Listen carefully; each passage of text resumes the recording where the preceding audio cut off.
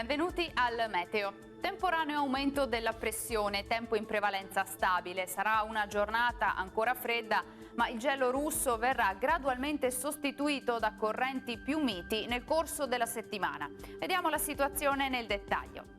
Sul Veneto la grafica di martedì 19 gennaio ci mostra una situazione tutto sommato tranquilla, precipitazioni assenti. Avremo però nubi basse e nebbie, a tratti anche fitte e persistenti un po' per tutto l'arco della giornata, specie in pianura. Non si escludono delle schiarite maggiormente soleggiate invece sulle zone montane. Come detto, il clima sarà rigido con temperature minime sotto lo zero, un po' su tutte le province della nostra regione, massime invece tra i 2 e i 4 gradi. Ci spostiamo ora sul Friuli Venezia Giulia, più sole qui, tuttavia con locali addensamenti e con riduzioni della visibilità nelle ore più fredde.